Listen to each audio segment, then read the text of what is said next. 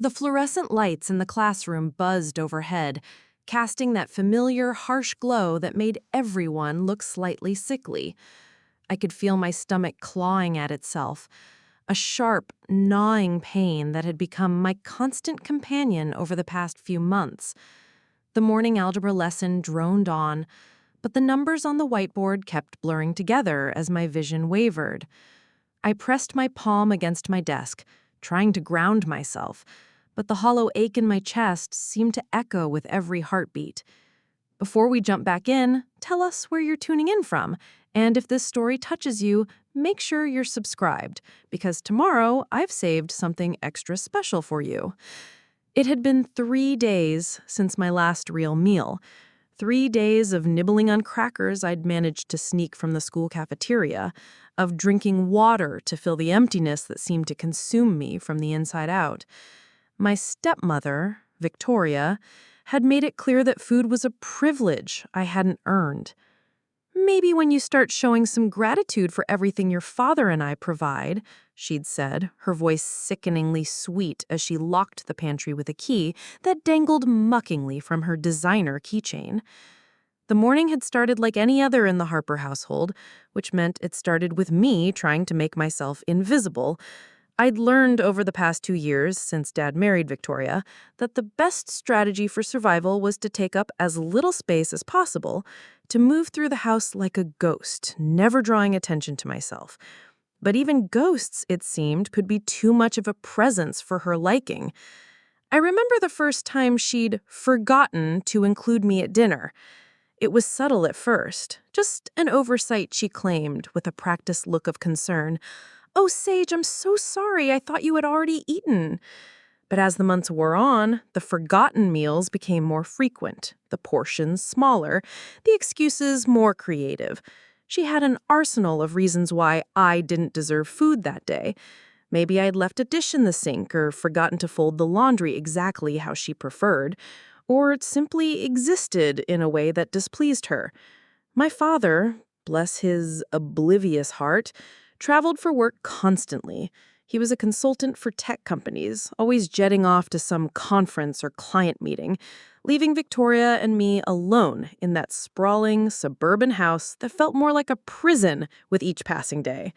When he was home, Victoria transformed into the perfect stepmother, all warm smiles and concerned questions about my schoolwork. She'd even make elaborate meals, ensuring my plate was full while my father watched, beaming with pride at how well his new wife was taking care of his daughter. But the moment his car pulled out of the driveway, the mask would slip. The pantry would be locked. The refrigerator would be emptied of anything I might be able to grab quickly, and I'd be left to survive on whatever scraps I could find or smuggle from school. She was methodical about it, almost scientific in her cruelty. She knew exactly how much she could deprive me without leaving obvious physical marks, how hungry she could make me while still maintaining plausible deniability. The other kids at Westfield High had no idea what was happening behind the closed doors of 412 Maple Street. To them, I was just Sage Morrison, the quiet girl who sat in the back of most classes, who never brought lunch money, who always seemed tired but never complained. I'd gotten good at making excuses for my growing thinness, claiming I was trying out for track, that I'd always been naturally slim, that I just forgot to eat when I was stressed about schoolwork. Mrs. Chen, my English teacher, had started to notice. I could see the concern in her dark eyes when she looked at me, the way she'd linger after class sometimes as if she wanted to ask a question but couldn't quite form the words. She was the kind of teacher who actually cared about her students beyond their test scores, who remembered details about their lives and checked in when someone seemed off. I both desperately wanted and was terrified of her attention. That Tuesday morning in October, everything changed.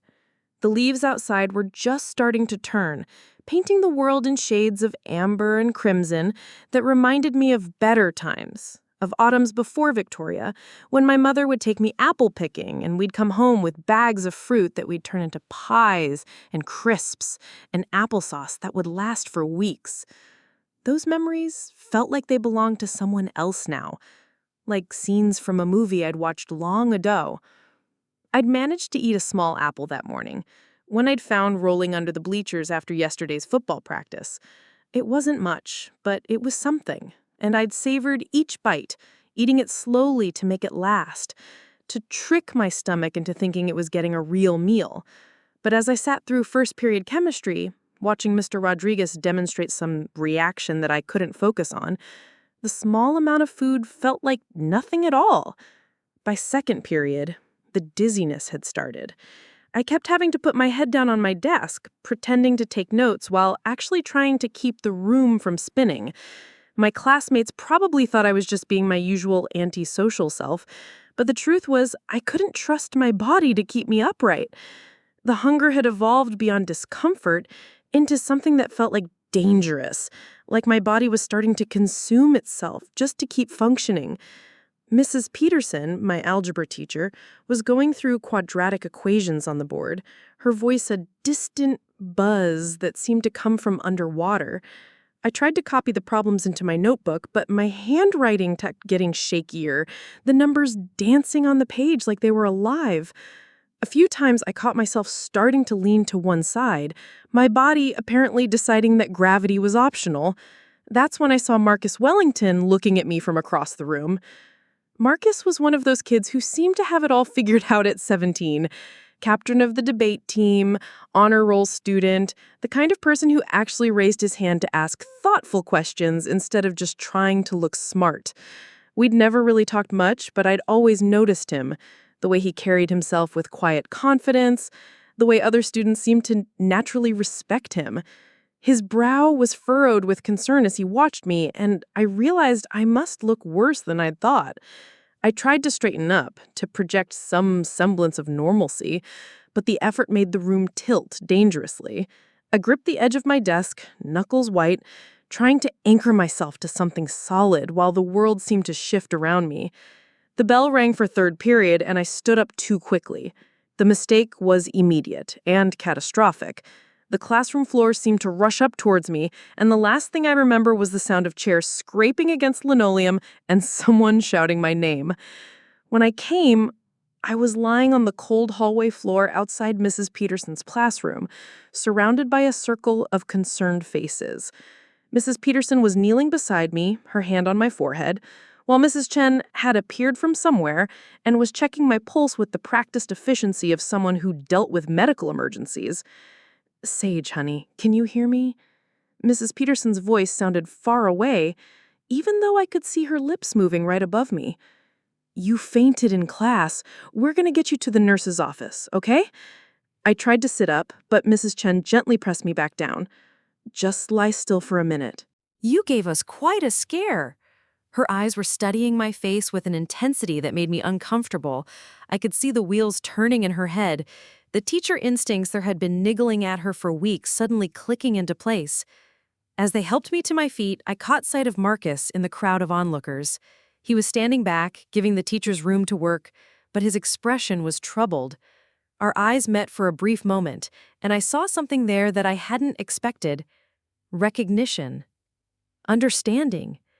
Like he knew that what had just happened wasn't just a random medical episode. The walk to the nurse's office felt like a mile, even though it was just down the hall. Mrs. Chen stayed with me, her hand on my elbow, steady and reassuring. She didn't ask any questions yet, but I could feel them coming. The nurse, Mrs. Rodriguez, was a no-nonsense woman in her 50s who'd seen everything in her 20 years of working with teenagers. She took one look at me and immediately started checking my blood pressure and temperature. "When did you last eat, honey?" she asked, her voice gentle but direct. It was the question I'd been dreading, the one that would open a door I wasn't sure I was ready to walk through. "This morning," I lied, the words automatic after months of practice. But Mrs. Rodriguez just raised an eyebrow, the kind of look that said she'd heard that particular lie more times than she could count. "Really eat," she clarified. "Not a granola bar or a piece of fruit. When did you last have a real meal?" The room was quiet except for the ticking of the wall clock and the distant sounds of students changing classes in the hallway. Mrs. Chen was still there, standing by the window, but I could feel her attention focused on me like a laser. This was the moment, I could continue lying, continue pretending that everything was fine, continue protecting Victoria's carefully constructed facade, or I could tell the truth and face whatever consequences came with it. My stomach chose that moment to let out a loud, prolonged growl that seemed to echo in the small office. Mrs. Rodriguez and Mrs. Chen exchanged a look that spoke volumes. They'd both been teaching long enough to recognize the signs, to know the difference between a teenager who'd skipped breakfast and one who was genuinely malnourished. "Sage," Mrs. Chen said softly, moving closer to where I was sitting on the examination table, "is everything okay at home?" The question hung in the air like a loaded weapon. Everything okay at home? Such a simple question with such a complicated answer. Was it okay that my stepmother locked away food like it was treasure? Was it okay that I'd learned to survive on scraps and secrets? Was it okay that I'd become an expert at hiding bruises that weren't physical, wounds that didn't show on x-rays? I looked at Mrs. Chen, really looked at her, and saw something I hadn't expected. Strength. Determination. The kind of fierce protectiveness that made teachers stay late to help struggling students, that made them spend their own money on classroom supplies, that made them fight bureaucracy and budget cuts to give their students the best education possible. She wasn't going to let this go. She wasn't going to accept easy answers and comfortable lies. "My stepmother," I began, then stopped. The words felt foreign in my mouth, like I was speaking a language I'd never learned. "She doesn't like me very much." Mrs. Rodriguez sat down on her rolling stool, bringing herself to my eye level. "Can you tell us more about that?" And slowly, haltingly, I began to tell them about the locked pantry and the missing meals, about the careful timing of Victoria's cruelty, always when Dad was away, always with plausible excuses ready, about the gradual escalation from forgotten dinners to deliberate starvation, about the fear that had become my constant companion, the gnawing certainty that I was trapped in a situation I couldn't escape. Mrs. Chen's face grew darker with each detail I shared. When I mentioned that Victoria had a key to the pantry, actually wore it on her keychain like some kind of twisted trophy, Mrs. Rodriguez made a note in my file that she wrote with firm, angry strokes. "Sage," Mrs. Chen said when I'd finished, her voice carefully controlled. "How long has this been going on?" "About 6 months," I admitted. "Really bad for the last 3 months. Since school started." Preparing and narrating this story took us a lot of time, so if you're enjoying it, subscribe to our channel. It means a lot to us. Now back to the story. "And your father doesn't know?" I shook my head. "He travels a lot, and when he's home, she makes sure everything looks normal. She'll cook big meals and act like the perfect stepmother. He has no idea." Mrs. Rodriguez was quiet for a long moment. Then she stood up and walked to her desk. When she turned back, she was holding a phone. "Sage, I need you to know that what you've told us is serious. What your stepmother is doing, it's not discipline or tough love. It's abuse, and we're legally required to report it." The word abuse hit me like a physical blow. I'd never thought of it in those terms, had never allowed myself to name what was happening to me. Abuse was what happened to other people, to kids in after-school specials and news reports. I was just dealing with a difficult family situation, wasn't I? But as I sat there in that small office with 2 adults who clearly cared about my well-being, looking at me with concern and determination, I realized that maybe I'd been lying to myself as much as I'd been lying to everyone else. Maybe surviving on one small meal every few days wasn't normal teenage drama. Maybe having to hide food in my backpack and eat in bathroom stalls wasn't just an unfortunate family dynamic. "What happens now?" I asked, my voice smaller than I had intended. Mrs. Chen moved to sit beside me on the examination table. "Now we make sure you're safe. Mrs. Rodriguez is going to call Child Protective Services, and they'll send a caseworker to investigate. In the meantime, you're not going back to that house alone." The next few hours passed in a blur of phone calls and paperwork and concerned adults speaking in low voices. The CPS caseworker, a tired-looking woman named Janet Morrison, arrived around noon and asked me to repeat my story in even more detail. She took notes in a small notebook, asking follow-up questions that made it clear she'd heard similar stories before. "We'll need to interview your stepmother and your father," she explained, "and we'll need to document your physical condition. Have you been to a doctor recently?" I shook my head. Victoria had canceled my last 2 appointments, claiming scheduling conflicts that somehow never got resolved. By the time the school day ended, word had somehow gotten out that something serious was happening. I saw students whispering in the hallways, their eyes following me as I walked to the main office, where I was supposed to wait for my father to arrive. Marcus Wellington was at his locker when I passed, and he gave me a small nod that somehow conveyed more support than 1,000 words could have. Dad arrived looking confused and slightly annoyed at being called away from work. He was wearing one of his expensive suits, the kind he wore to impress clients, and his expression suggested he thought this was all some kind of misunderstanding that could be cleared up quickly. When Janet Morrison explained why she'd been called, I watched my father's face go through a series of expressions: confusion, disbelief, anger, and finally something that might have been recognition. "She's been losing weight," he said slowly, as if the pieces were just starting to come together. "Victoria said she was trying to eat healthier, that all teenage girls go through phases with food." "Mr. Morrison," Janet said firmly, "your daughter is significantly underweight for her age and height. When did you last see her eat a full meal?" Dad was quiet for a long time, thinking. "I guess it's been a while. I've been traveling so much, and when I'm home, we usually eat out or Victoria cooks. But now that I think about it," he trailed off, his face paling as the implications sank in. The confrontation with Victoria that evening was everything I'd feared and more. She arrived at the school in full defensive mode, dressed immaculately as always, her face a mask of wounded innocence. She played the part of the concerned stepmother perfectly, expressing shock and hurt that anyone would suggest she'd ever harm me.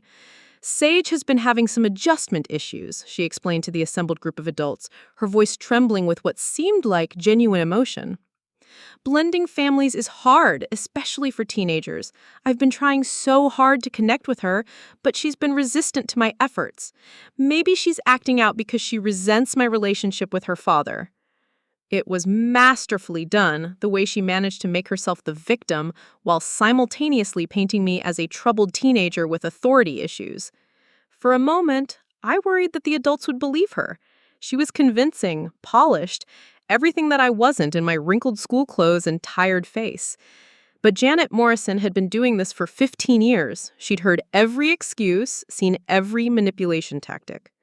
When Victoria finished her performance, Janet simply opened her notebook and read back some of my more specific allegations. "Can you explain why the pantry in your home has a lock on it, Mrs. Morrison?"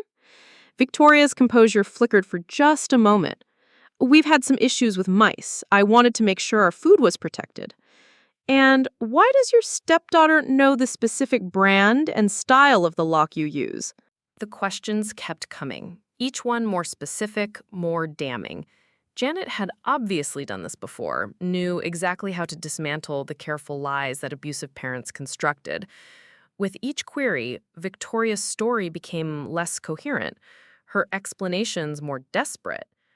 When Janet asked to see recent grocery receipts and Victoria claimed she always paid cash, Dad finally spoke up. "Honey, we use the credit card for everything. You always say it's easier for tracking expenses." His voice was quiet, but there was a new quality to it, like he was seeing his wife clearly for the first time. The final blow came when Janet asked Victoria to unlock her phone and show them her recent text messages.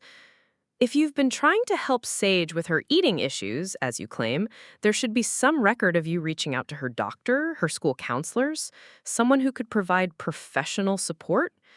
Victoria's phone, it turned out, contained no such messages. What it did contain were several texts to her sister complaining about having to deal with her ungrateful stepdaughter and discussing strategies for making me appreciate what I have. One message, sent just 2 weeks earlier, made even Janet Morrison's professional composure crack slightly. Maybe if she gets hungry enough, she'll learn some manners. The silence in the school office was deafening. Dad looked like he might be sick.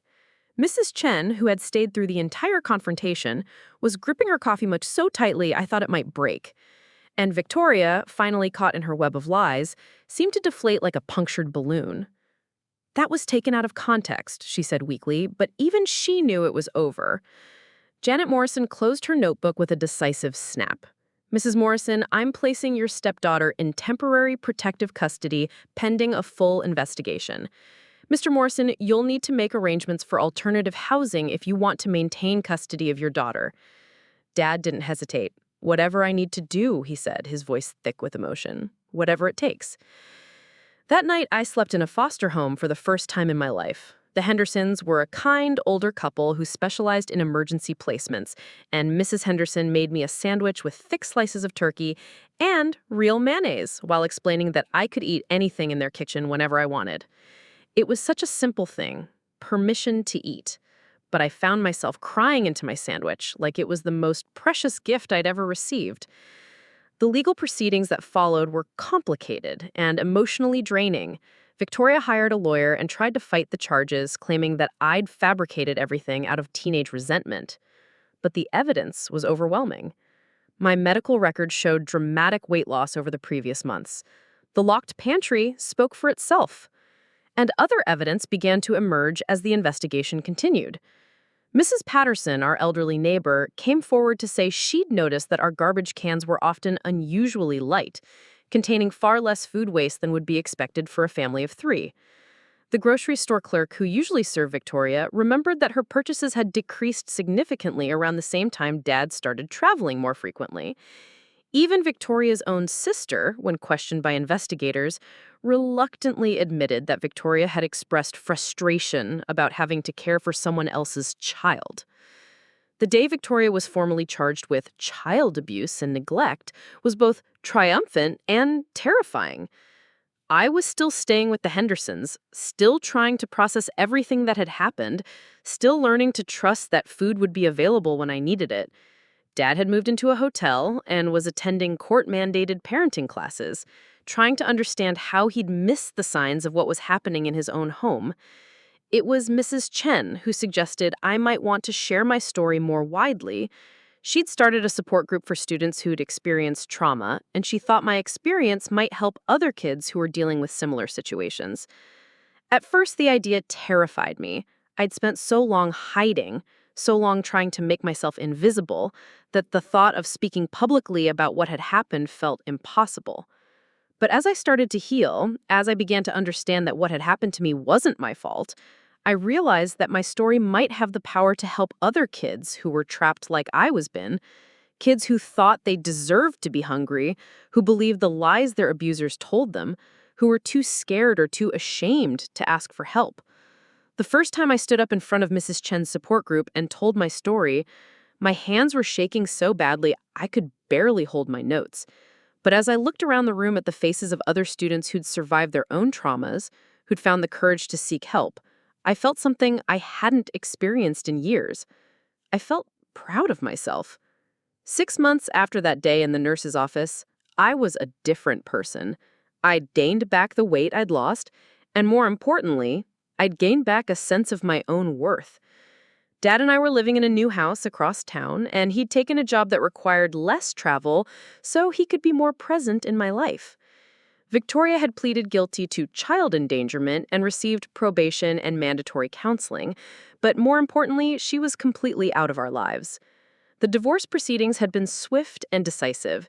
Dad's lawyer had presented the evidence of Victoria's abuse, and she'd had little choice but to agree to terms that gave her no claim to any shared assets and no contact with me. Dad told me later that he had also ensured she would receive no alimony, explaining to her attorney that he considered their prenuptial agreement null and void given her criminal behavior. I started seeing a therapist, Dr. Sarah Williams, who specialized in helping young people recover from family trauma. The first few sessions were difficult, filled with tears and anger and confusion about how I could miss someone who'd hurt me so badly. But gradually I began to understand the complex emotions that survivors often experience, the guilt and shame that weren't mine to carry. Dr. Williams helped me realize that my survival had required incredible strength. The fact that I'd managed to keep my grades up, to maintain friendships, to function at all while dealing with deliberate starvation, was actually remarkable. She reframed my story in a way that made me see myself not as a victim, but as a survivor who'd found the courage to speak up when it mattered most. Marcus Wellington and I started talking more after everything came out. He admitted that he'd suspected something was wrong, but hadn't known how to approach the subject. The questions kept coming, each one more specific, more damning. Janet had obviously done this before, knew exactly how to dismantle the careful lies that abusive parents constructed. With each query, Victoria's story became less coherent, her explanations more desperate. When Janet asked to see recent grocery receipts and Victoria claimed she always paid cash, Dad finally spoke up. "Honey, we use the credit card for everything. You always say it's easier for tracking expenses." His voice was quiet, but there was a new quality to it, like he was seeing his wife clearly for the first time. The final blow came when Janet asked Victoria to unlock her phone and show them her recent text messages. If you've been trying to help Sage with her eating issues, as you claim, there should be some record of you reaching out to her doctor, her school counselors, someone who could provide professional support. Victoria's phone, it turned out, contained no such messages.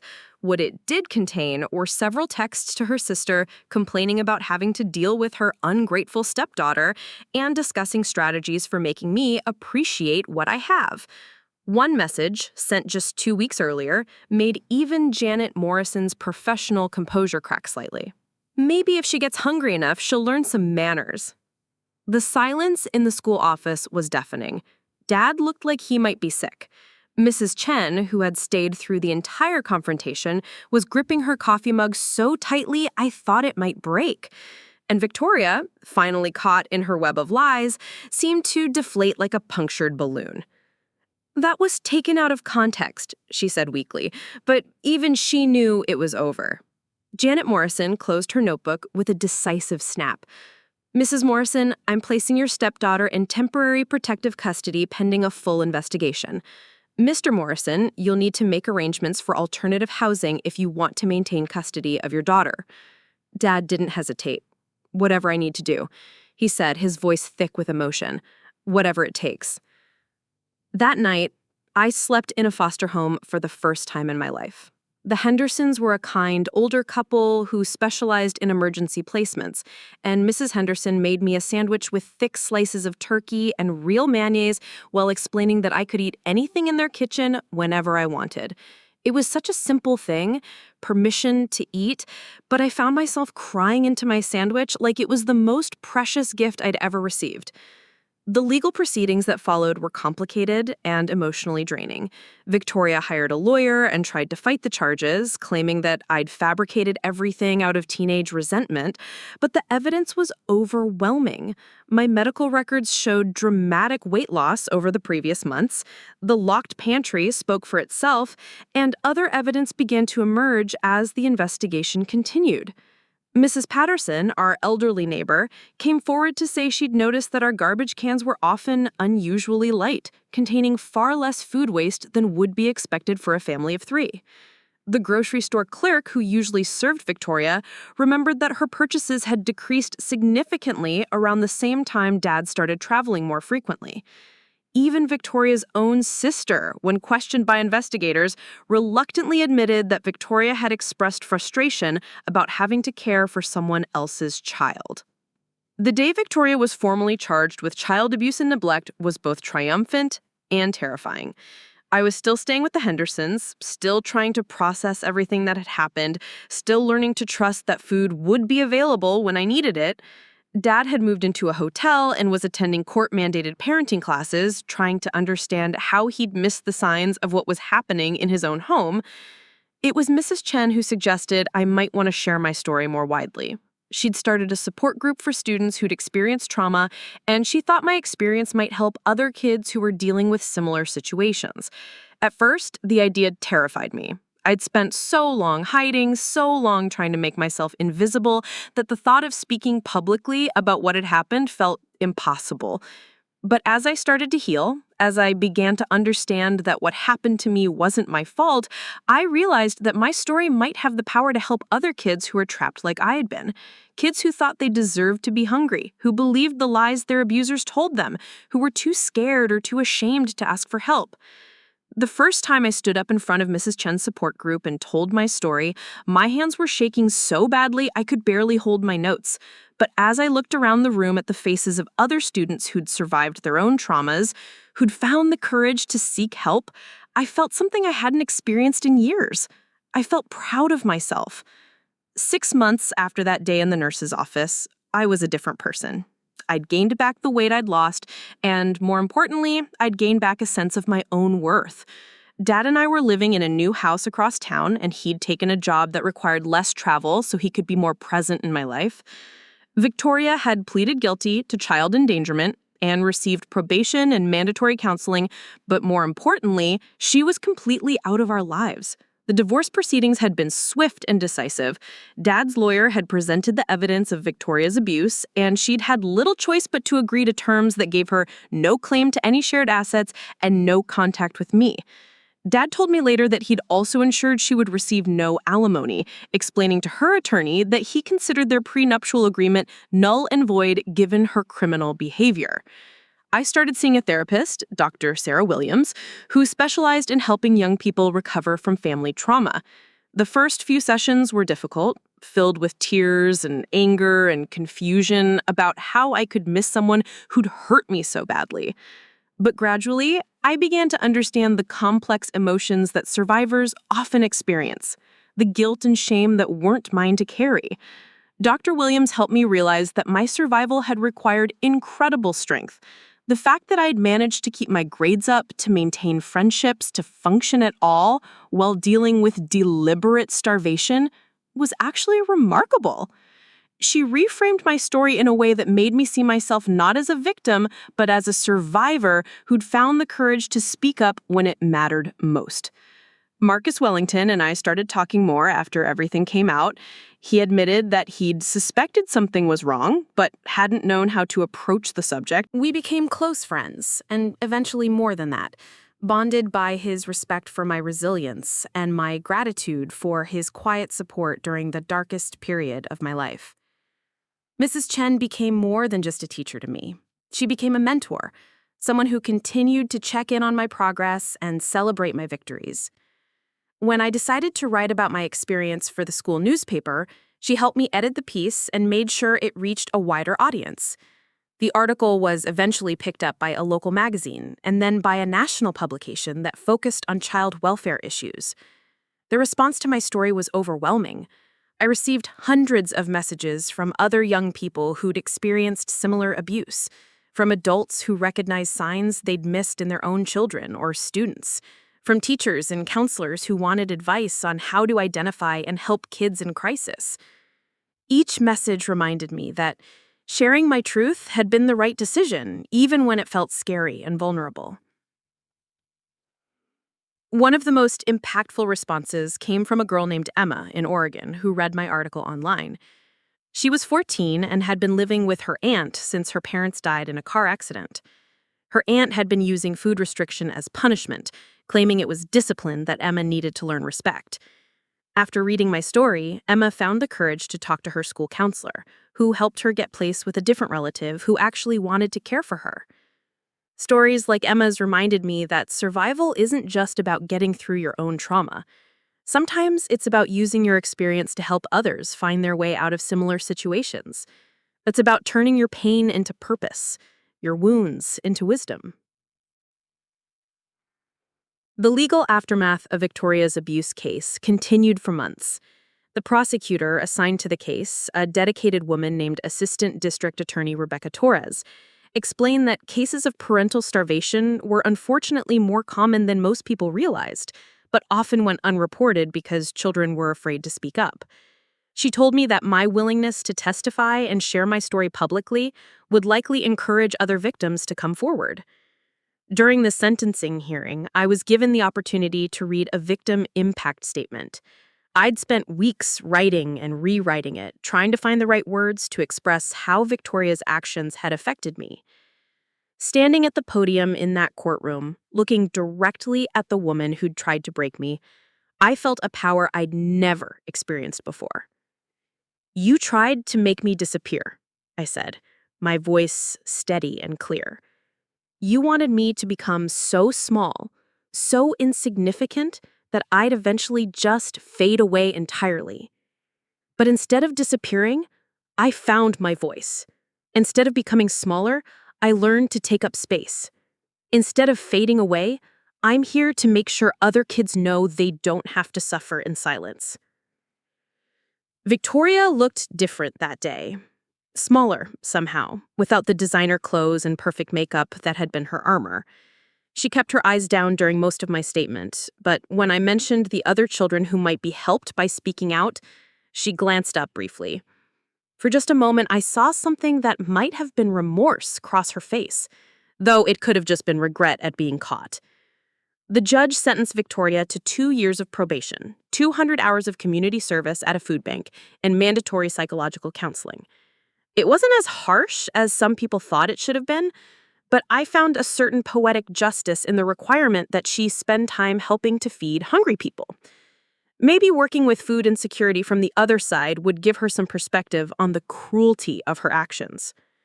More importantly, the judge issued a permanent restraining order that prohibited Victoria from having any contact with me, directly or indirectly.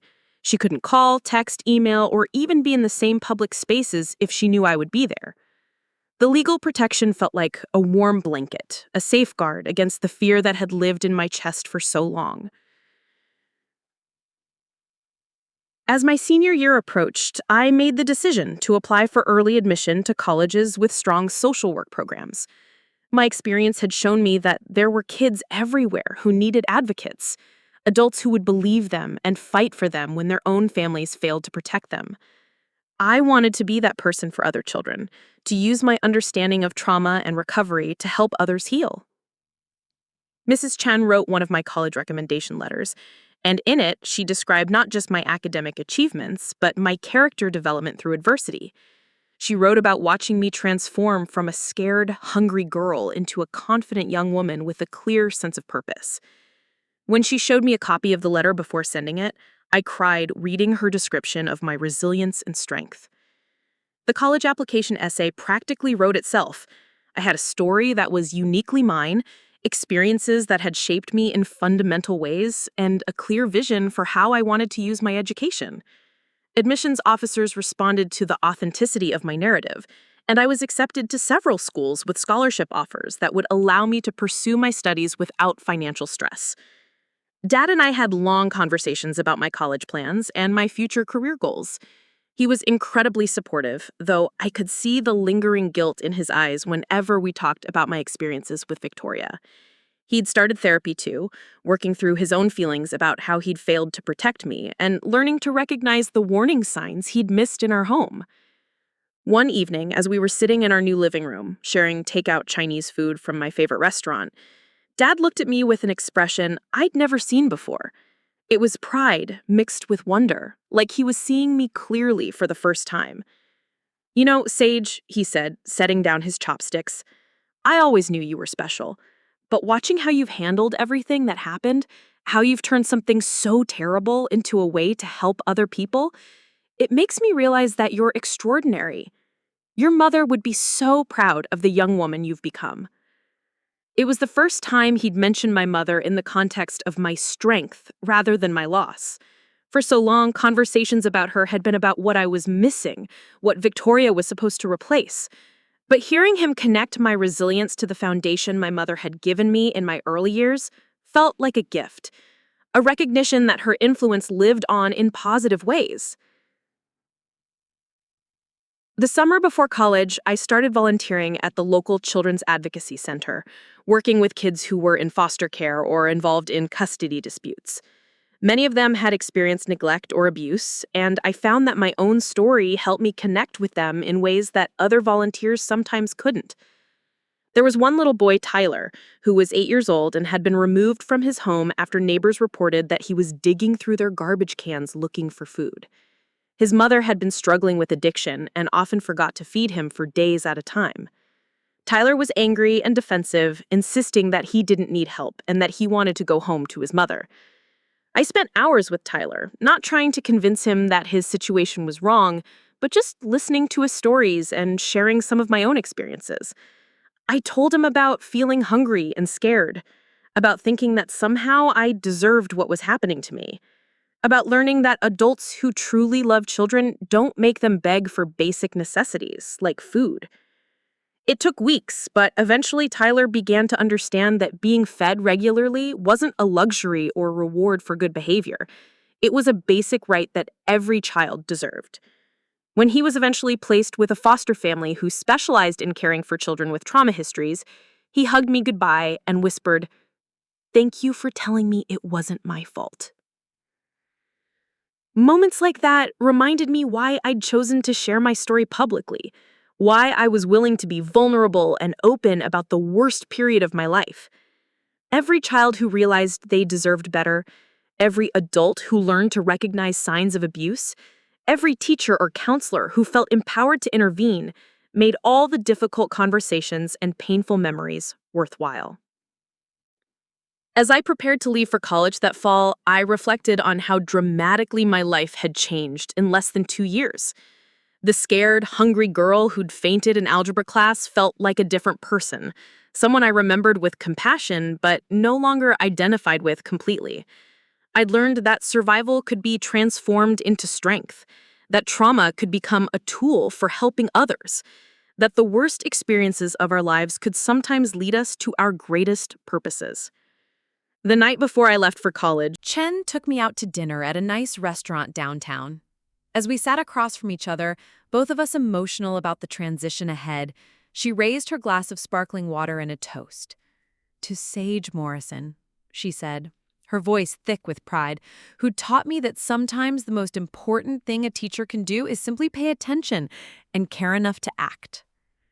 I raised my own glass, thinking about all the people who'd played a role in my transformation from victim to survivor to advocate. "To everyone who refuses to look away when someone needs help," I replied. "To speaking up, speaking out, and making sure no child has to suffer in silence." As we clinked glasses, I felt the weight of my past settling into its proper place, not as shame to be hidden, but as wisdom to be shared. My story wasn't just about surviving Victoria's cruelty anymore. It was about discovering my own strength, finding my voice, and using both to make sure other kids knew they deserved better. The restaurant around us buzzed with conversation and laughter, filled with people sharing meals and celebrating life's moments, both big and small. I thought about how different this felt from those awful months when food had been a weapon used against me, when hunger had been my constant companion. Now, sharing a meal felt like what it should always feel like, a basic pleasure, a simple comfort, a reminder that I was safe and cared for. Tomorrow, I would start the next chapter of my life, armed with purpose and determination forged in the crucible of adversity. I would study hard, learn everything I could about helping traumatized children, and continue sharing my story with anyone who needed to hear it. But tonight, I was simply grateful to be exactly where I was, to have survived and thrived, to have turned my deepest wound into my greatest strength. The first day of college arrived with a crisp September morning that promised new beginnings. I stood in front of Whitmore University's imposing brick dormitory, my suitcases at my feet and my father's reassuring hand on my shoulder. The campus buzzed with activity as hundreds of freshmen moved into their new homes, parents tearfully saying goodbye, and upperclassmen helping with directions and encouragement. My roommate turned out to be a bubbly girl named Ashley from California, who had never experienced anything more traumatic than a bad breakup. She chattered excitedly about sorority rush and football games while I unpacked my modest belongings, and I found her optimism both refreshing and slightly overwhelming. When she asked about my family during our first night together, I gave her the simplified version I'd perfected over the summer, mentioning that my parents were divorced and leaving out the darker details. Dr. Patricia Hoffman's Introduction to Social Work class became my anchor during those first overwhelming weeks. She was a woman in her 50s with silver hair and sharp eyes who had spent decades working in child protective services before transitioning to academia. On the first day, she told us that social work wasn't just a career choice. It was a calling that required courage, empathy, and an unshakable belief in human dignity. During our third week, Dr. Hoffman assigned us to write a personal reflection on what had drawn us to social work. While my classmates wrote about wanting to help people or make a difference in the world, I found myself crafting something much more specific and personal. I wrote about understanding what it felt like to be invisible, to have your basic needs ignored, to feel like your voice didn't matter. I wrote about the teachers who had saved my life simply by paying attention and caring enough to act. When Dr. Hoffman returned our papers the following week, she asked me to stay after class.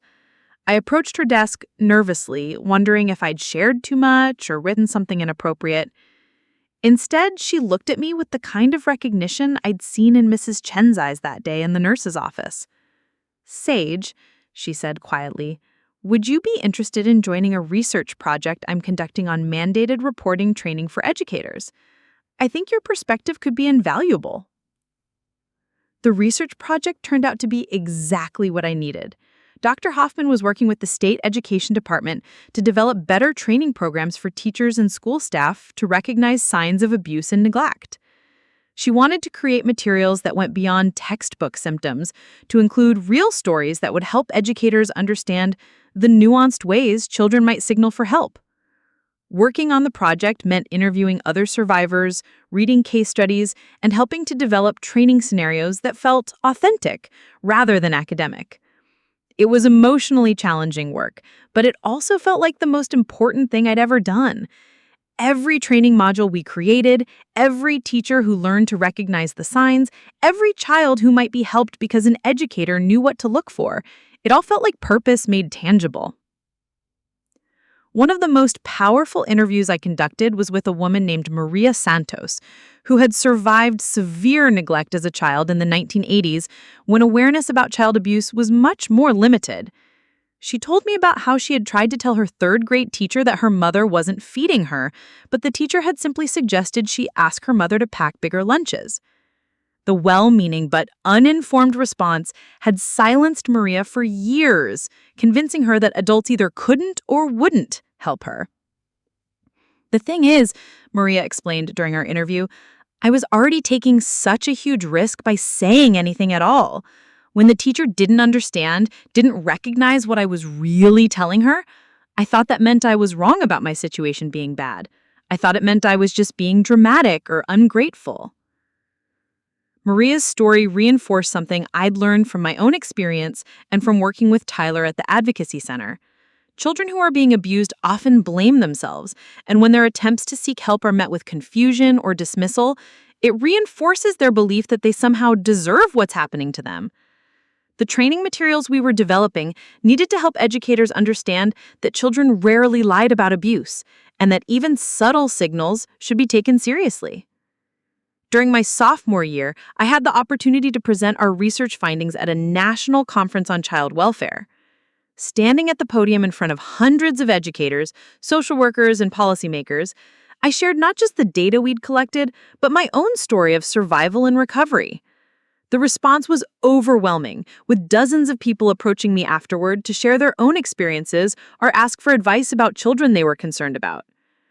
One high school counselor from Texas told me about a student who reminded me of my story, a girl who was always tired, always making excuses for why she couldn't participate in school activities that required money, always seeming hungry but claiming she was fine. After hearing my presentation, the counselor felt empowered to dig deeper, to ask more direct questions, and ultimately to discover that the girl's grandmother, who was raising her, had been struggling financially and was too proud to ask for help with groceries. The situation wasn't abuse like mine had been, but it was still a child going hungry, and the intervention led to the family getting connected with food assistance programs and other resources. The counselor thanked me for helping her understand that addressing hunger was just as important whether it was caused by deliberate cruelty or economic hardship. My relationship with my father continued to evolve and strengthen during my college years. He made a point of visiting campus regularly, taking me out for meals that had become small celebrations of my recovery and growth.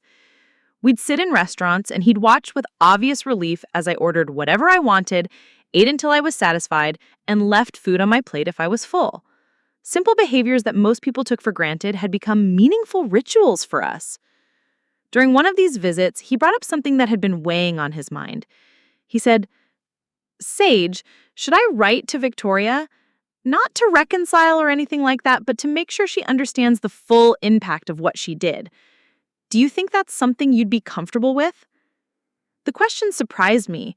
I'd spent so much energy learning to move forward that I hadn't given much thought to whether Victoria truly understood the consequences of her actions. The mandated counseling she'd received as part of her sentence had focused on anger management and parenting skills, but I wondered if she'd ever grappled with the reality of how close she had come to seriously damaging or even killing me. "What would you want to say to her?" I asked. Dad was quiet for a long moment. "I want her to know that she didn't just hurt you physically. She tried to break your spirit, to make you believe you were worthless. And I want her to know that she failed. I want her to understand that you've become this incredible, strong, compassionate person, not because of what she did to you, but in spite of it." We talked for hours about forgiveness, accountability, and closure. Ultimately, I decided that I didn't need Victoria to understand or acknowledge anything for my own healing, but that if Dad felt called to write the letter for his own peace of mind, I supported that decision. The letter he eventually sent was measured and factual, outlining the long-term effects of her abuse and my subsequent accomplishments. But it wasn't vindictive or cruel. He simply wanted her to know that her attempts to diminish me had ultimately failed.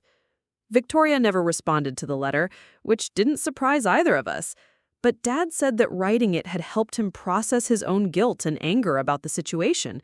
He'd been carrying so much self-blame for not recognizing what was happening, and being able to articulate exactly what Victoria had done wrong seemed to help him separate his own mistakes from her deliberate cruelty.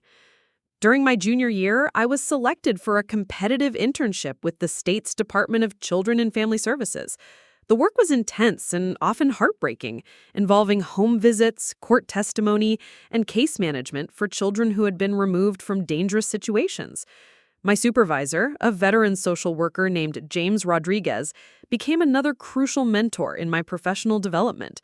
James had been doing child welfare work for over 20 years, and he had a gift for remaining compassionate without becoming overwhelmed by the constant exposure to trauma. He taught me practical skills like how to interview children who had been abused, how to write reports that would stand up in court, and how to work with biological families who were trying to reunify with their children. But more importantly, he taught me about self-care and maintaining boundaries. "The work we do matters," he told me during one of our supervision meetings, "but you can't save everyone, and you can't heal every hurt. What you can do is show up fully for each child you encounter, believe their story, and fight like hell to make sure they get what they need to be safe." One of my cases during the internship involved a sibling group of 3 children who had been removed from their home after neighbors reported that they were regularly seen digging through trash cans looking for food. The parallels to Tyler's situation were obvious, but these children were younger, more traumatized, and more resistant to accepting help. The oldest, a girl named Emma, who was only 7, had taken on a parental role for her younger brothers and was fiercely protective of them. She insisted that their mother loved them and that they didn't need to be in foster care, even though she couldn't articulate when they'd last had a real meal or slept in clean beds. Working with Emma required infinite patience and creativity, finding ways to help her understand that accepting care didn't mean betraying her mother. I spent hours with Emma reading books about families and talking about what love looked like in practical terms. I shared age-appropriate parts of my own story, explaining that sometimes adults who love children still make mistakes that hurt them, and that getting help doesn't mean the children are bad or ungrateful. The breakthrough came when Emma asked me directly if I still loved my father, even though he hadn't protected me from Victoria. It was a profound question that required me to think carefully about the complexity of family relationships and the difference between love and safety. I do love my dad, I told her, but I also learned that loving someone doesn't mean accepting being hurt by them or by people they choose to trust. Your mom might love you very much, but right now she's not able to take care of you the way you deserve. That's not your fault, and it's not a reflection of how lovable you are. Emma's case had a positive outcome. Her mother successfully completed a treatment program and parenting classes, and the family was eventually reunified with intensive support services in place. But the months of work it took to get there taught me valuable lessons about the patience and persistence required for sustainable change in child welfare work. As I prepared for my final year of college, I started thinking seriously about graduate school and long-term career plans. Dr. Hoffman encouraged me to consider programs that would allow me to focus on policy work and program development, areas where my personal experience and research background could have broader impact. I was accepted into several prestigious MSW programs, but ultimately chose to stay at Whitmore for graduate school. They offered a specialization in child welfare policy that seemed tailor-made for my interests. And Dr. Hoffman had agreed to serve as my thesis advisor for a project examining the effectiveness of mandated reporting training programs.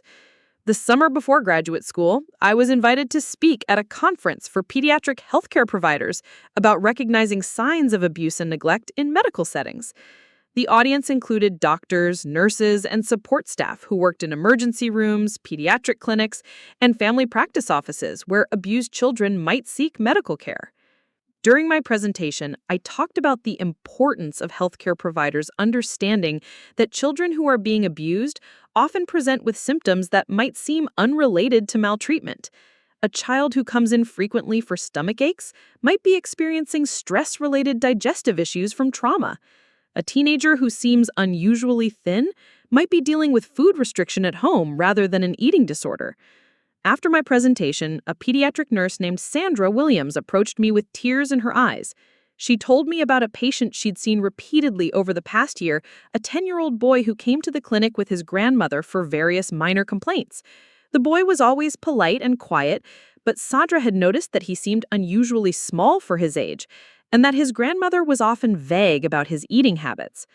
After hearing your talk, I realized I've been seeing the signs but not connecting them. This boy might be crying out for help in the only way he knows. I'm going to document everything more carefully and talk to the doctor about a more thorough assessment. Conversations like that reminded me why sharing my story was so important. Every healthcare provider who learned to recognize subtle signs of abuse, every teacher who felt empowered to ask direct questions, every adult who understood that children rarely fabricate claims of maltreatment, all of it contributed to a safer world for vulnerable kids. Graduate school brought new challenges and opportunities. The coursework was more intensive, focusing on policy analysis, program evaluation, and advanced clinical skills. I was also working as a graduate assistant on Dr. Hoffman's research projects, which had expanded to include developing trauma-informed practices for schools and communities. One of the most rewarding aspects of graduate school was the opportunity to work with other students who had chosen social work for deeply personal reasons. My cohort included people who had survived domestic violence, addiction, homelessness, and various forms of discrimination. We formed a tight-knit community of healers who understood that our own wounds could become sources of strength when properly processed and channeled. My thesis project examined the long-term outcomes for children whose abuse was identified through improved mandated reporting training. Working with state databases and longitudinal studies, I was able to demonstrate that teachers and school staff who received comprehensive training were significantly more likely to identify at-risk children early, leading to better outcomes and less severe trauma. Martinez hadn't known what to look for. David told me during our interview. I probably would have just kept struggling until I dropped out of school or got in serious trouble. But because she understood that my behavior was a cry for help rather than just being a bad kid, everything changed. David had been removed from his home, where his drug-addicted mother was unable to provide basic care, and had been placed with his aunt, who enrolled him in counseling and provided the stability he needed to succeed academically. He was now in college himself, studying education with the goal of becoming a teacher who could identify and help vulnerable students. Stories like David's reinforced my belief that the work we were doing had real, measurable impact on children's lives. Every teacher who learned to see past surface behaviors to underlying needs, every school that implemented trauma-informed practices, every community that prioritized child welfare was contributing to breaking cycles of abuse and neglect. As I neared completion of my graduate degree, I started applying for jobs in policy and program development roles. I was particularly interested in positions that would allow me to continue working on prevention and early intervention initiatives, areas where I felt my personal experience and research background could be most valuable. The Department of Health and Human Services offered me a position as a program analyst focused on developing national standards for child abuse prevention programs. The job would involve working with states to implement evidence-based practices, evaluating the effectiveness of different intervention models, and helping to shape federal policy around child welfare issues. Taking the position meant moving to Washington, D.C., a prospect that was both exciting and intimidating. I'd spent my entire life in the same state, and the idea of starting over in a new city felt overwhelming. But I also recognized that this was an opportunity to have a broader impact, to work on issues that affected children nationwide, rather than just in my local community. Dad was incredibly supportive of the career opportunity, even though it meant I'd be living much farther away. "Sage," he said when I called to tell him about the job offer, "watching you turn your experience into a career helping other kids has been one of the greatest privileges of my life. I'm so proud of who you've become, and I know this position will allow you to help children all over the country." The farewell dinner he organized before my move included many of the people who had played crucial roles in my recovery and development. Mrs. Chen, now retired but still volunteering with at-risk students, gave a toast about the importance of teachers who refuse to look away when children need help. Dr. Hoffman spoke about the privilege of mentoring students who brought personal experience to their professional development. James Rodriguez reminded everyone that the best social workers were often people who had survived adversity themselves and chose to use their healing to help others heal. As I sat at that dinner table, surrounded by people who had believed in me when I couldn't believe in myself, I felt the full weight of how far I'd traveled from that scared, hungry girl who had fainted in algebra class. The journey from victim to survivor, to advocate, had been long and sometimes painful, but it had led me to a place of purpose and meaning that I could never have imagined during those dark months with Victoria. My new colleagues in Washington were impressed by the research portfolio I brought to the position, but they were even more interested in my ability to bring lived experience to policy discussions.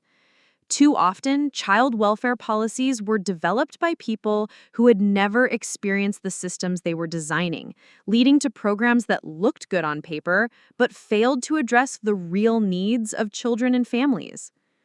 Working in federal policy meant dealing with politics, bureaucracy, and compromise in ways I hadn't anticipated. Progress was often slow and incremental, and there were times when I felt frustrated by the gap between what research showed was effective and what was politically feasible to implement. But I also saw how persistent advocacy and solid evidence could gradually shift attitudes and practices over time. One of my first major projects involved developing new guidelines for schools to identify and respond to signs of food insecurity among students. The guidelines incorporated lessons learned from my own experience and from the research I had conducted, emphasizing the importance of approaching hungry children with compassion rather than suspicion and connecting families with resources rather than simply documenting problems. The guidelines were piloted in schools across 12 states, and the preliminary results were encouraging. Teachers reported feeling more confident about addressing food insecurity, and schools saw increases in the number of families who accepted assistance with nutrition programs. Most importantly, children who had been identified as food insecure showed improvements in academic performance and classroom behavior once their basic nutritional needs were met. During my second year in Washington, I was invited to testify before a congressional subcommittee about the importance of funding for child abuse prevention programs. Sitting in that formal hearing room, speaking into a microphone while senators and representatives listened to my recommendations, felt surreal. I thought about that hungry teenager who had been afraid to speak up about what was happening at home and marveled at how finding my voice had led to opportunities I never could have imagined. My testimony focused on the economic as well as moral arguments for investing in prevention programs. I presented data showing that every dollar spent on early intervention saved multiple dollars in later costs for remedial education, juvenile justice, mental health treatment, and other services.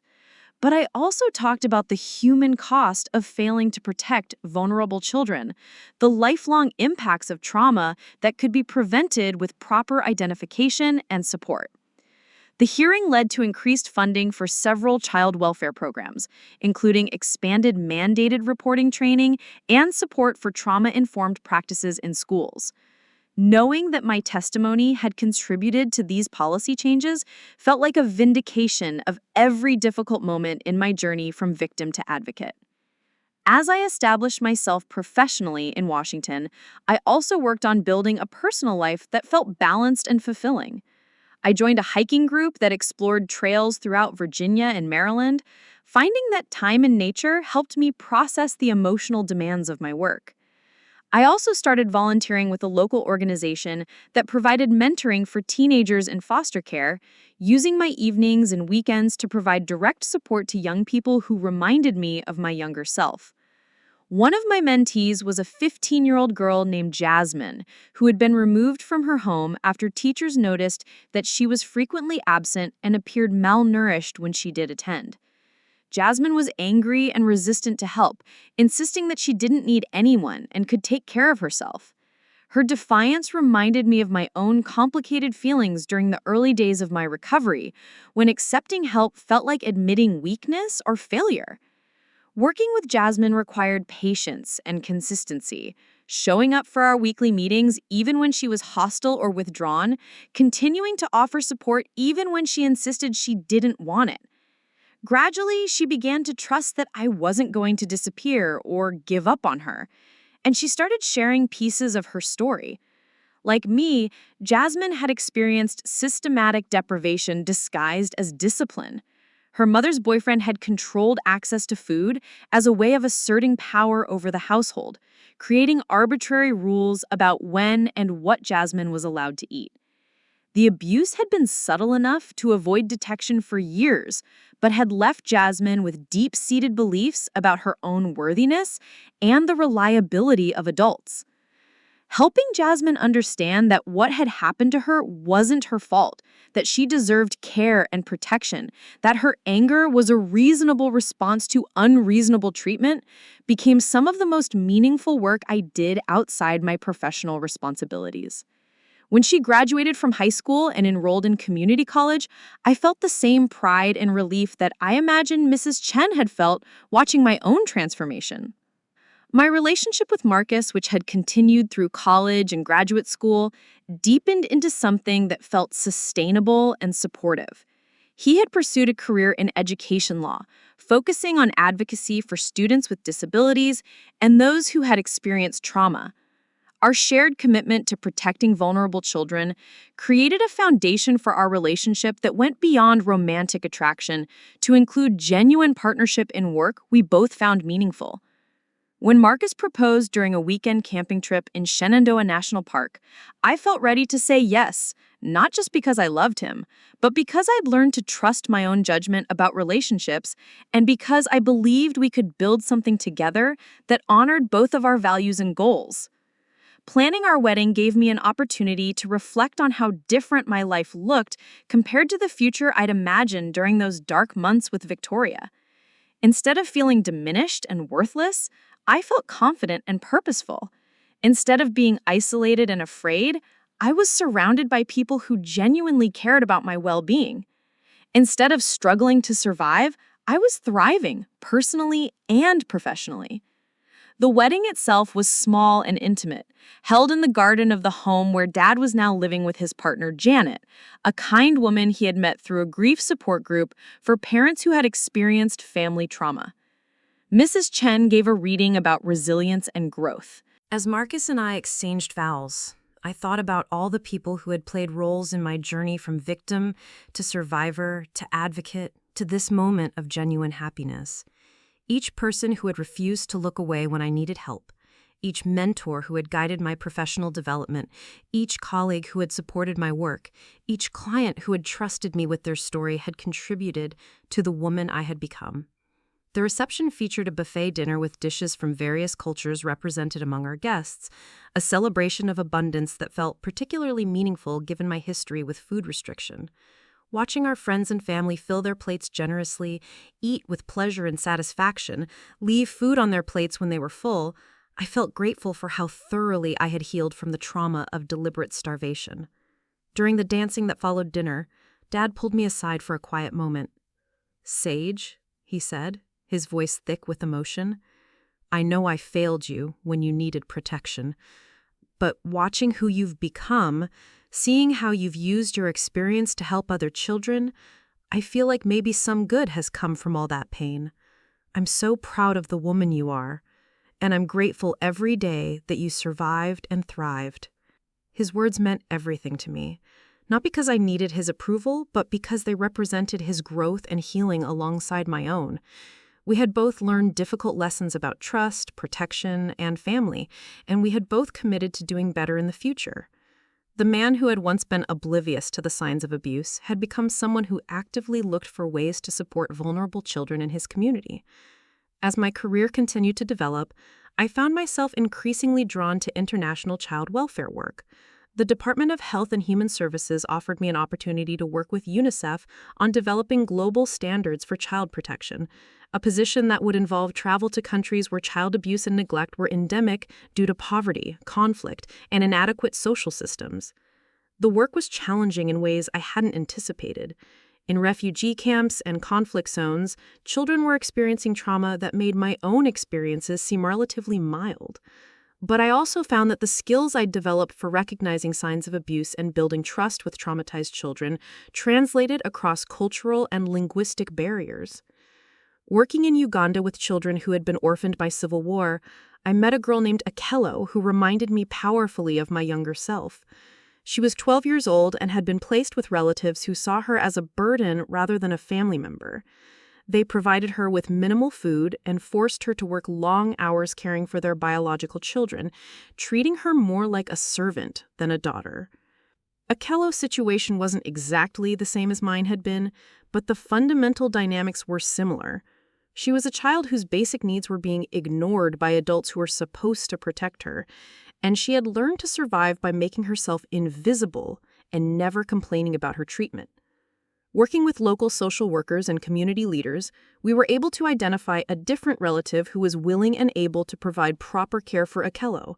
But more importantly, we used her case to develop training materials for community volunteers who worked with orphaned and vulnerable children, helping them understand the subtle signs that indicated when children were being mistreated even within their extended families. The international work reinforced my belief that child protection was a universal issue that transcended cultural boundaries. While the specific forms of abuse and neglect varied from place to place, the fundamental need for adults to recognize and respond to children's distress was constant across all societies. After 3 years of international assignments, I returned to Washington with a broader perspective on child welfare issues and a deeper appreciation for the resources available in the United States. I was promoted to a director-level position overseeing the development of national child protection standards, a role that allowed me to work on policy issues that affected millions of children annually. One of my proudest accomplishments in this role was the development of comprehensive guidelines for trauma-informed practices in schools, healthcare settings, and social service agencies. The guidelines incorporated everything I'd learned from my own experience, from my research, and from years of working directly with traumatized children and families. The trauma-informed approach emphasized understanding the widespread impact of trauma, recognizing signs of trauma in children and adults, responding by integrating knowledge about trauma into policies and practices, and actively working to avoid re-traumatization. It was a fundamental shift away from asking, "What's wrong with you?" toward asking, "What happened to you?" Implementation of the guidelines was supported by federal funding for training and technical assistance, ensuring that communities across the country could access the resources they needed to adopt trauma-informed practices. Early evaluation data suggested that agencies using the guidelines were more effective at engaging families, reducing placement disruptions, and improving outcomes for children. As I approached my 30th birthday, I found myself reflecting on the 15 years that had passed since that day I fainted in algebra class. The scared, hungry teenager who had been afraid to speak up about her abuse had become a confident professional who testified before Congress and advised federal agencies on child welfare policy.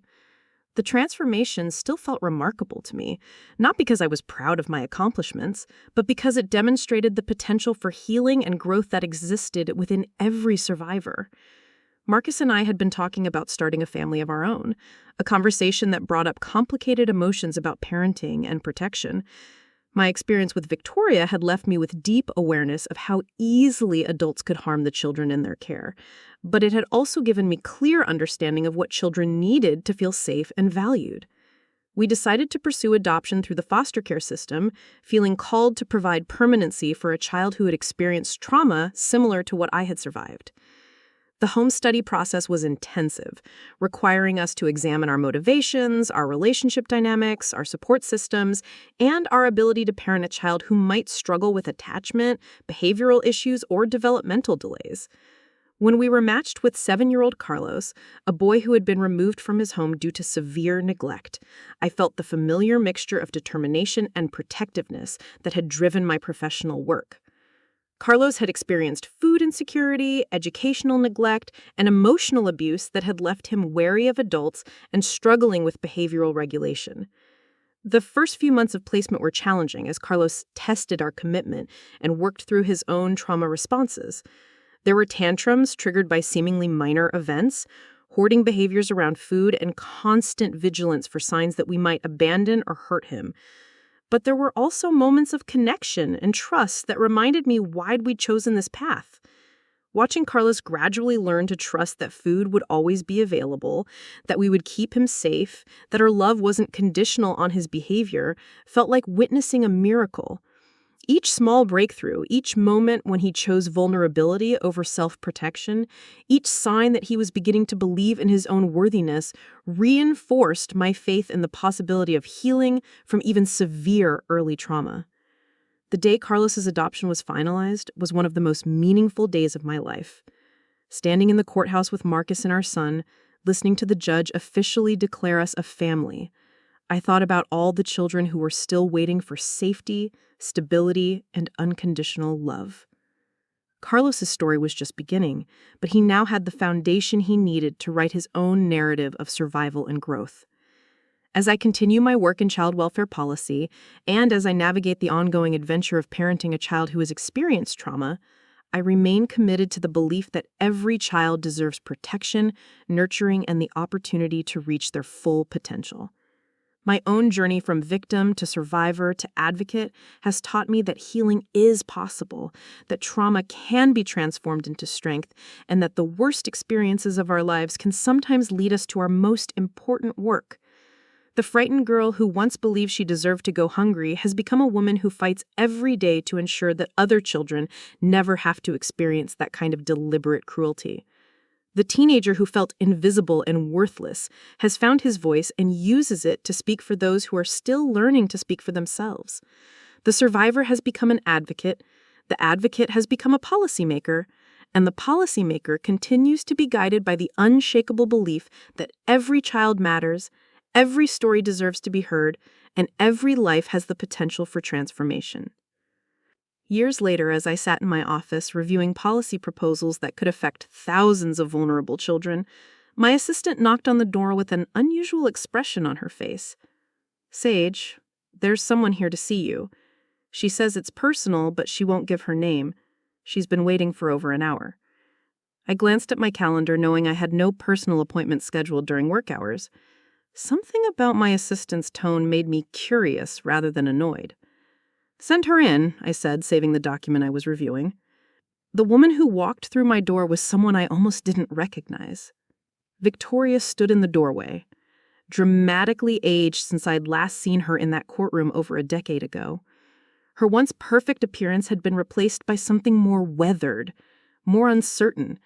The designer clothes were gone, replaced by simple, unremarkable clothing that suggested her circumstances had changed significantly. For a moment, neither of us spoke. I studied her face, looking for signs of the manipulative cruelty that had defined our relationship, but what I saw instead was something I never witnessed before. Genuine remorse. The kind of deep regret that comes from truly understanding the weight of one's actions.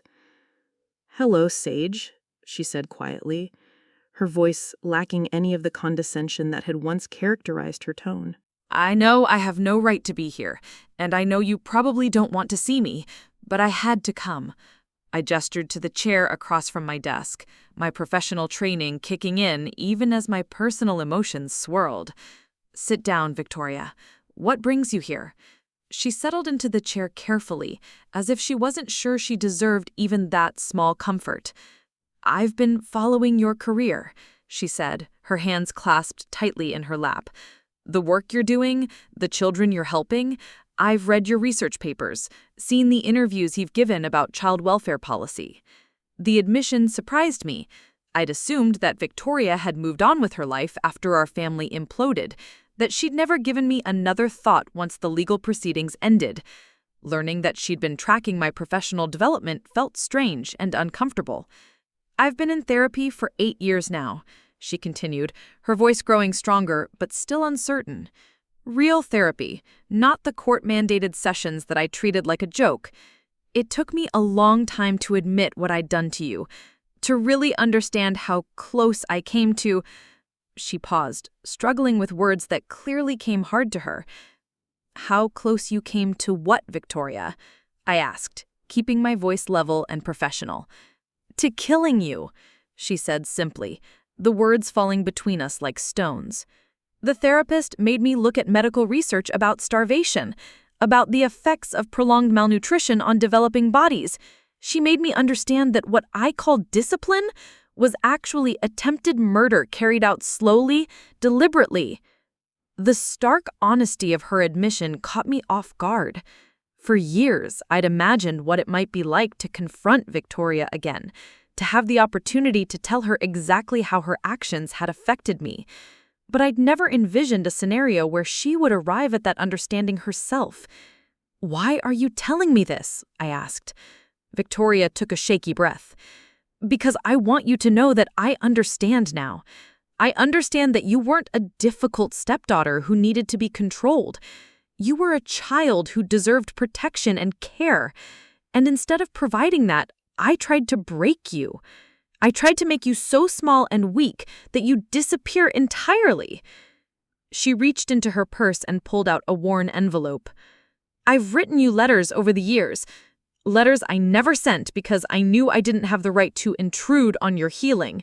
But I kept writing them anyway, trying to find words that could somehow express how sorry I am." I looked at the envelope but didn't reach for it. "What do you want from me, Victoria? Forgiveness? Absolution?" "Nothing," she said quickly. "I don't want anything from you.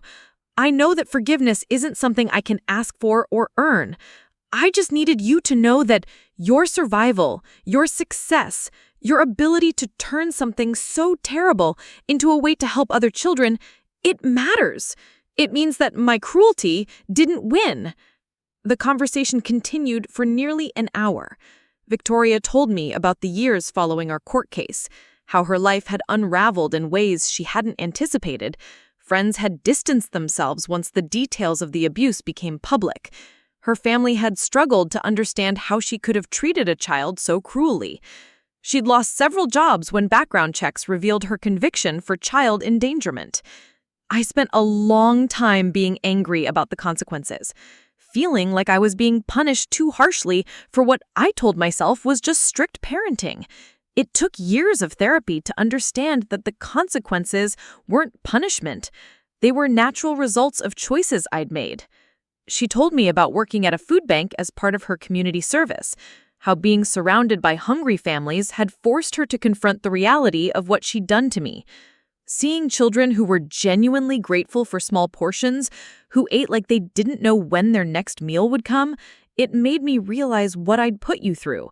The fear, the constant hunger, the way I'd made food into a weapon. What struck me most about our conversation was how different Victoria seemed. The woman I remembered had been polished, confident, always in control of every situation. This version was humbled, uncertain, clearly still working through her own understanding of her actions. The therapy had apparently done what the court-mandated counseling had failed to do. It had forced her to genuinely examine her behavior and its impact. "I work with children now," she said toward the end of our conversation. "Volunteer work, nothing that puts me in a position of authority or care. I help with literacy programs, basic tutoring. The organization knows about my history, about what I did to you. They only let me work under supervision, which is appropriate." She paused, looking directly at me for the first time since she had arrived. "Every child I work with, I see your face. I remember how young you were, how vulnerable, how much you needed protection instead of persecution. It's part of my penance, I suppose, being reminded constantly of what I stole from you." When Victoria finally left my office, I sat in silence for a long time, processing the unexpected encounter. Part of me felt angry that she'd intruded on my workspace, my professional environment without warning. But another part of me felt something I hadn't expected, a sense of closure I hadn't realized I needed. For years, Victoria had existed in my mind as a symbol of cruelty, a representation of how adults could fail children in the most fundamental ways. Seeing her as a broken, remorseful person who had genuinely grappled with the consequences of her actions didn't excuse what she'd done, but it did humanize her in a way that felt oddly liberating. That evening, I called Marcus to tell him about the unexpected visit. He listened quietly as I described the conversation, the changes in Victoria's demeanor, the apparent genuineness of her remorse. "How do you feel about it?" he asked when I'd finished. "Confused," I admitted. "Relieved, maybe? For so long, she's been this figure of pure evil in my mind. Seeing her as someone who's actually confronted what she did, who's genuinely sorry, it's strange. It doesn't change what happened, but it changes how I think about it."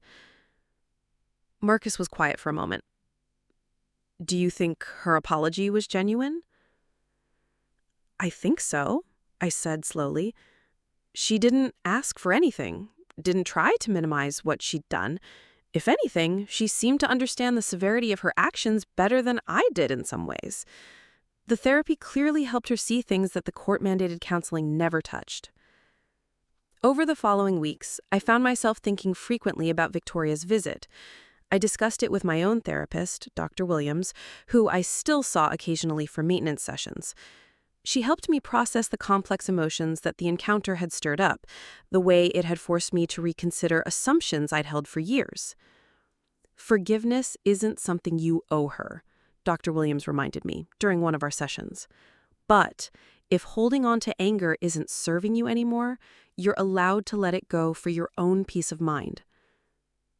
The letter Victoria had left remained unopened on my desk for several days. Finally, curiosity won out, and I read through the pages of careful handwriting. The letter was dated from the previous year and was clearly one of many she'd written but never sent.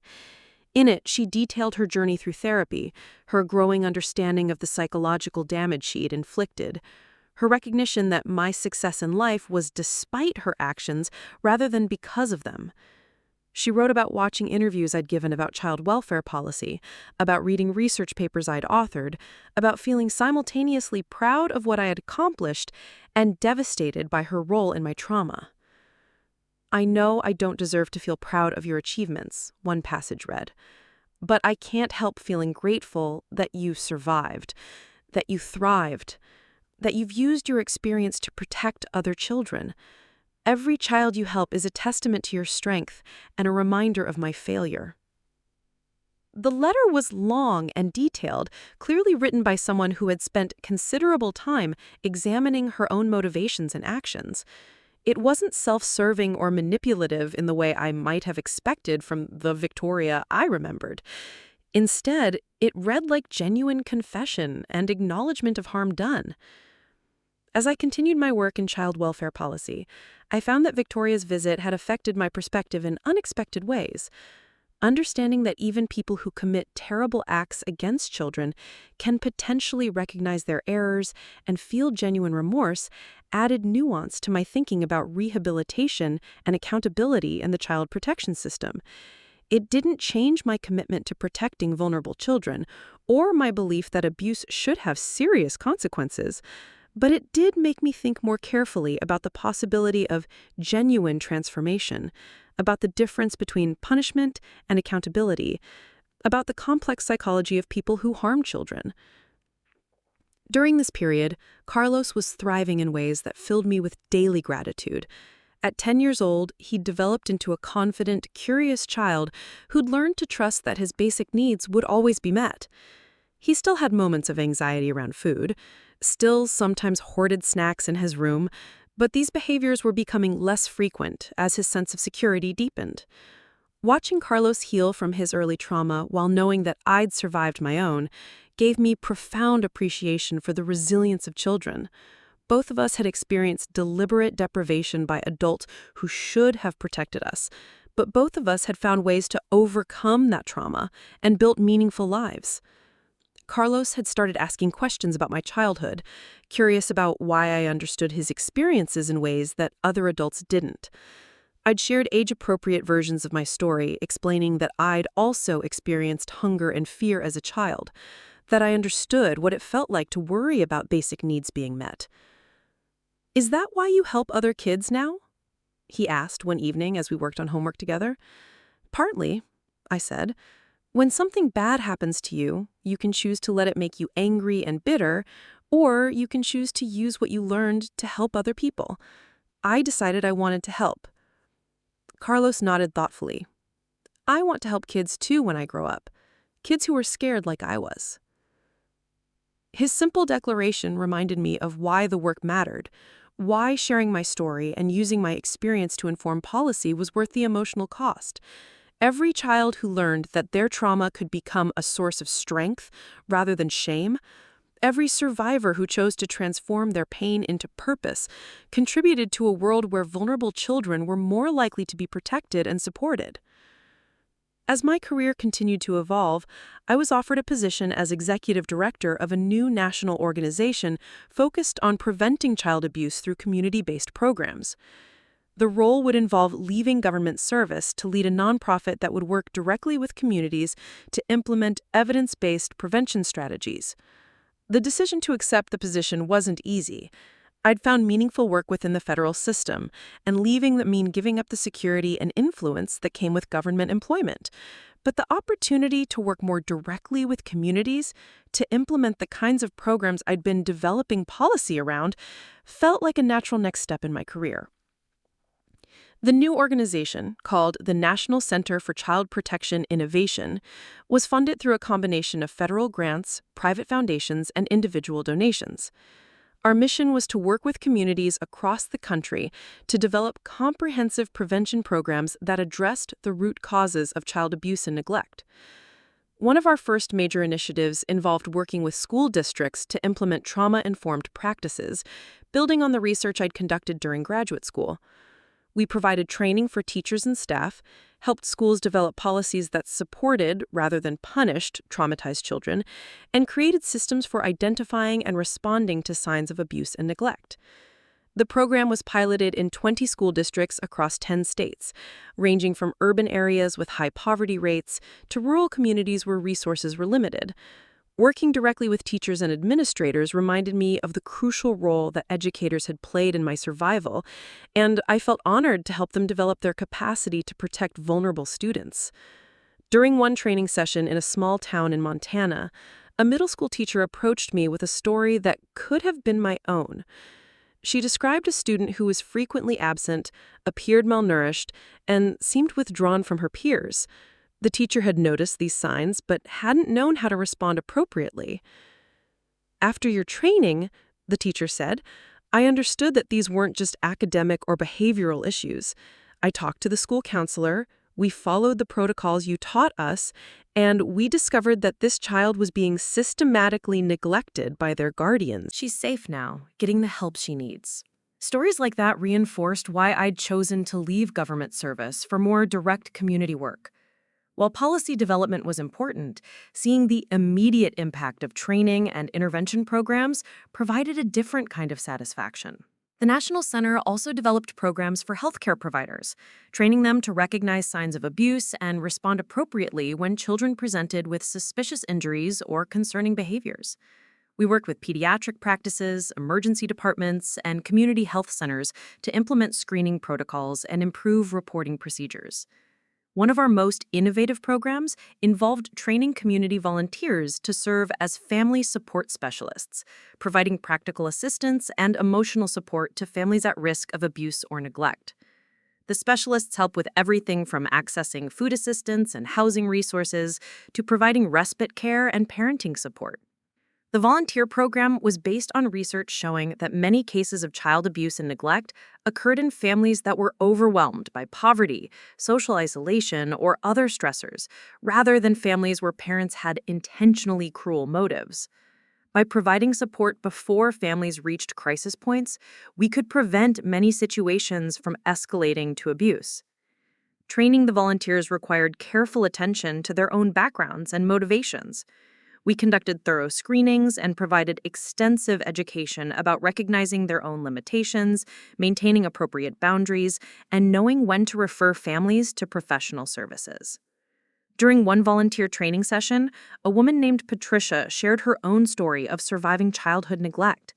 Like me, she'd experienced food insecurity and emotional abuse, and she wanted to use her experience to help other families. Her willingness to be vulnerable with the other volunteers created space for honest discussions about trauma, resilience, and the importance of self-care for people doing this work. I know what it feels like to be a child in a home where adults can't or won't meet your basic needs, Patricia said during a group discussion.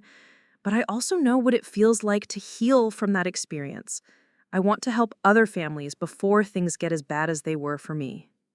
Watching volunteers like Patricia develop skills and confidence in their support roles reminded me of the ripple effects of trauma and healing. Every person who survived difficult childhood experiences and chose to use that experience constructively contributed to breaking cycles of abuse and creating stronger communities. As the National Center grew and our programs expanded, I found myself traveling frequently to speak at conferences, train new staff members, and meet with community partners. The work was demanding, but fulfilling in ways that my government position hadn't been. During a conference presentation in Seattle, I was approached by a young woman who introduced herself as Dr. Sarah Kim, a pediatric psychiatrist who specialized in treating children who had experienced trauma. She told me that my research and advocacy work had influenced her decision to focus on child trauma, and she wanted to discuss collaboration opportunities. Dr. Kim had developed innovative therapy approaches for children who had experienced severe neglect, including techniques specifically designed for addressing food-related trauma. Her work involved helping children rebuild healthy relationships with eating, address anxiety around food security, and develop coping strategies for managing trauma responses. I've seen so many children whose experiences mirror what you've described in your presentations, Dr. Kim explained. Children who've learned to associate food with power and control, who've developed survival behaviors around eating that persist long after they're in safe environments. Our conversation led to a research collaboration examining the long-term effects of food-related abuse and the most effective therapeutic interventions for addressing this specific type of trauma. The study followed 50 children who had experienced deliberate food restriction and tracked their recovery progress over 2 years. The research findings were both heartening and sobering. Children who received specialized therapy that addressed food-related trauma showed significantly better outcomes than those who received general trauma treatment. But the study also revealed that recovery was a long process that required sustained support and understanding from caregivers and treatment providers. One of the study participants was a boy named Michael, who had been systematically starved by his biological father as punishment for perceived misbehavior. Michael's trauma responses included hoarding food, eating extremely quickly, and having panic attacks in situations where food wasn't immediately available. Working with Dr. Kim, Michael's foster family learned techniques for helping him feel secure around food while gradually addressing his trauma responses. They created predictable meal schedules, allowed him to keep small snacks in his room, and practiced relaxation techniques to help him manage anxiety. Over the 2-year study period, Michael's symptoms gradually improved. He learned to eat at a normal pace, stopped hoarding food compulsively, and developed trust that his foster family would consistently meet his nutritional needs. His case became a model for how specialized treatment could help children recover from even severe food-related trauma. The research collaboration with Dr. Kim led to the development of treatment protocols that were eventually adopted by child welfare agencies across the country. Seeing research translate directly into improved services for traumatized children felt like the culmination of everything I'd worked toward in my career. As I approached my 40th birthday, I reflected on the remarkable journey that had brought me from that frightened teenager fainting in algebra class to a position where I could influence national policies and programs affecting vulnerable children. The transformation still felt miraculous in many ways, not because of my own accomplishments, but because it demonstrated the human capacity for healing and growth. Carlos, now a teenager himself, had developed into a confident young man who was considering careers in social work or education. Watching him navigate adolescence with the security of knowing he was loved and valued unconditionally felt like witnessing a different version of my own story, one where a child's trauma was met with understanding and support rather than additional harm. The work at the National Center continued to evolve and expand. We developed programs for training law enforcement officers to respond appropriately to child abuse cases, created resources for judges and attorneys handling child welfare cases, and established partnerships with organizations serving specific populations like military families and immigrant communities. Each new program drew on lessons learned from my own experience and from years of research and direct practice. The scared, hungry child who had once believed she deserved punishment and deprivation had become a leader in efforts to ensure that other children would never have to experience similar trauma. Looking toward the future, I remained committed to the belief that every child deserves protection, nurturing, and the opportunity to reach their full potential. My journey from victim to survivor to advocate had taught me that healing is possible, that trauma can be transformed into strength, and that the worst experiences of our lives can sometimes lead us to our most important work. The frightened girl who once felt invisible and worthless had found her voice and used it to speak for those who were still learning to speak for themselves. The survivor had become an advocate, the advocate had become a leader, and the leader continued to be guided by the unshakable belief that every child's story matters, every voice deserves to be heard, and every life has the potential for transformation. Up next, you've got 2 more standout stories right on your screen. If this one hit the mark, you won't want to pass these up. Just click and check them out.